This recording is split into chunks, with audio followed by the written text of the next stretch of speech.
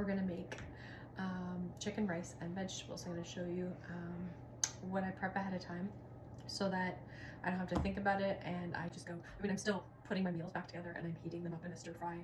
I do the bulk of the work on 1 day a week. One of the things that I found over the years with the fitness competitions is I could have as much vegetables as I wanted most often, as long as they were green. So that's a good rule of thumb. Obviously, there's going to be high sugars in peas, but for the most part, like green peppers, green beans. Okay, we're going to do chicken. I hate dealing with raw chicken. I've had such a big rice. First things first. Okay, so now that the rice and quinoa is cooking, I am going to do the peppers and broccoli and jalapenos.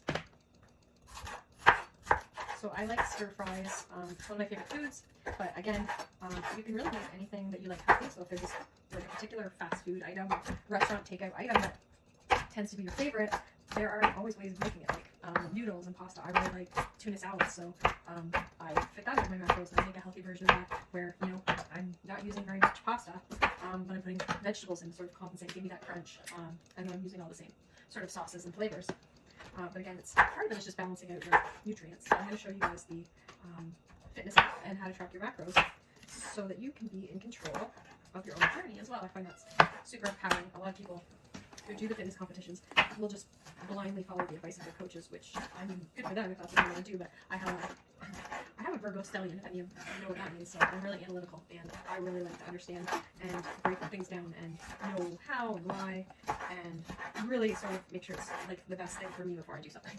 So yeah, I really just like to understand the details of the choices that I'm making. So we're going to do green pepper, broccoli, and jalapeno today. And for the chicken, we really like Indian flavors in this house, so I'm going to do sort of our take on butter chicken. So I use a little bit of this, which, you know, can be quite high in fat, but again, you fit it into your macros. And, you know, I'm only using like a tablespoon of it for all of the chicken, and then I'm putting in other flavors to sort of combine flavors that I like and enjoy. Like, I really like acidic, so I'm heavy on the vinegar because that's really good for you. Salt as well. I use like pink Himalayan and different salts that are good for you. Salt sort of gets a bad rap. Hi, kitty cat. And then, of course, I really love ginger garlic chilies. Put the rice in a container, so I keep everything separate because I like to portion it out and use the fitness app tracker like I'm going to show you guys. So I want to know like my macros breakdown, so I'm not going to put everything all together like the way probably a lot of families do for convenience. So I store everything separate, and then what I do is I do my meal planning and I'll portion it out. I'll show you when I do that. This is really cool. These are bento boxes, so I can link them. I got these on Amazon. And the bento box, this is for if I'm traveling and I need to take my meals when I'm doing fitness competitions like my shows, to take all my food. But it's really handy if you're traveling too, because you can take your food into the airport and stuff. So these bags are really great. So yeah, so I put all the rice in one dish, chicken in one dish, and vegetables in another, and then I portion out my individual meals for the week. Okay, so time to make the chicken. So what I typically do is, if it's just for me, like I'll just use a tablespoon. If it's for the family, then I'll like cook this on the stove in this and make it a little bit more saucy. And it's too big.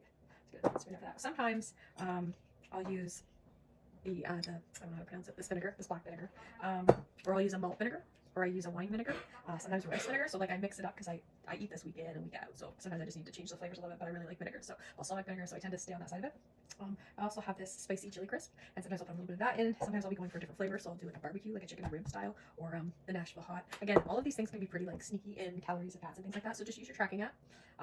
There's no reason to sacrifice on flavor, like put a little bit in, and then to make it more like saucy, use things like vinegar, like things that are gonna have the hidden calories and stuff like that. This is my food scale. If you don't have one, I would recommend getting one. They are the best. I portioned out 4 ounces of chicken. Actually, I also have shrimp cooked up, so I'm going to put probably 2 ounces to add to that. I do like my meals to be really protein heavy. And half a cup of rice. And obviously you can separate it if you want. I like to eat things all together, like a stir fry. And then we're going to do 100 grams of green pepper, or of green pepper and broccoli mixture. Is I'll just package those up, and then come time to eat them, I chuck them in the saute pan and heat them up, put any extra sauce or whatever else I might want on it for that day, and it's ready to go. So I hope that helps, and good luck with your meal prepping. Let me know if there's any specific meal ideas that you want to see done, like anything that you really love that you want a healthy version of.